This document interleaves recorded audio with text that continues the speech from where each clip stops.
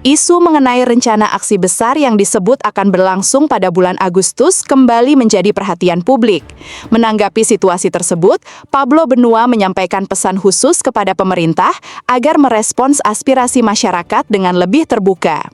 Dalam pernyataannya, Pablo menilai pemerintah sebaiknya tidak lagi mempertahankan ego dalam menghadapi berbagai kritik yang berkembang.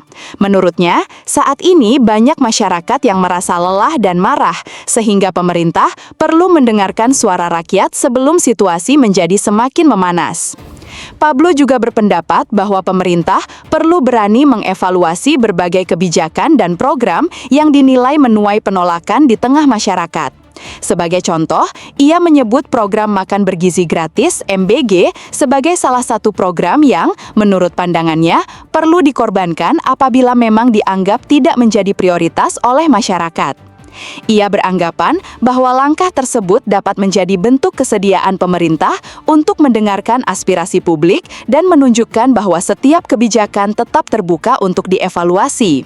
Menurut Pablo, komunikasi yang baik antara pemerintah dan masyarakat menjadi salah satu kunci agar berbagai persoalan dapat diselesaikan melalui dialog, bukan dengan meningkatnya ketegangan. Maka kalau menurut gua, belajar dari Pak Jokowi jangan tanggung-tanggung. Belajar dari Pak Jokowi itu harus sampai tuntas. Banyak loh, Pak Jokowi betul-betul melaksanakan lagi keadaan gini. Ini yang paling simpel ya. Coba kita bedakan, bandingkan aja. Pak Jokowi dulu banyak sekali orang-orang yang oposisi juga kan. Oposisi akhirnya membuat media sosial, membuat konten yang menyerang Pak Jokowi, betul ya? Tapi pernah nggak baca komennya? Komennya zaman Pak Jokowi itu berimbang. Ada yang pro Pak Jokowi, ada yang kontra dengan Pak Jokowi. Masih tetap imbang, bahkan lebih cenderung lebih banyak yang pro kalau terhadap Pak Jokowi. Karena dulu ada beberapa sekali orang-orang yang mencelah Pak Jokowi begitu ya. Gua itu adalah salah satu orang yang mendukung Pak Jokowi. Kita bertarung di sosial media sangat begitu panjang pada saat itu. Itu imbang. Bahkan lebih cenderung yang mendukung Pak Jokowi yang dominan begitu ya. Tapi coba hari ini kita mau posting apapun mengkritik pemerintah, itu komen 100% orang mendukung bukan mendukung Pak Prabowo, bukan mendukung pemerintahnya, mendukung orang yang bikin konten itu. Coba gak? Dari situ aja sebenarnya itu udah bisa jadikan parameter, itu bisa dijadikan parameter untuk bagaimana pemerintah melangkah gitu loh. Jangan lagi mempertahankan ego sektoral tadi gitu loh. Ini udah capek lah, rakyat juga udah capek dengan keadaan ini. Jangan sampai korbankan rakyat begitu ya.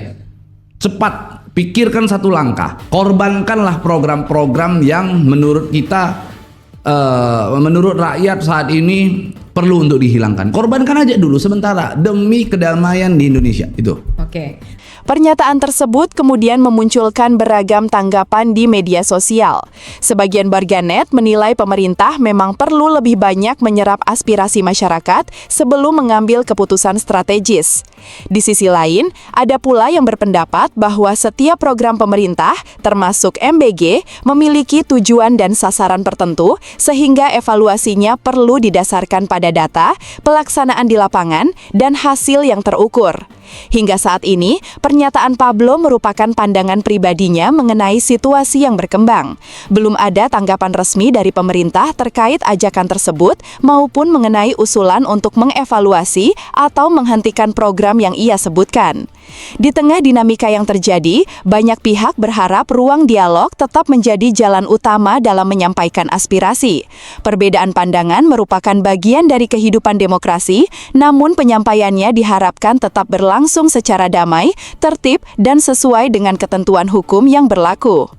Bagaimana menurut kalian? Apakah pemerintah perlu lebih banyak mengevaluasi program-program yang menuai kritik publik atau justru mempertahankan kebijakan yang diyakini membawa manfaat jangka panjang? Untuk video lengkapnya mengenai pernyataan dari Pablo Benua, saksikan langsung di YouTube Unlock Media.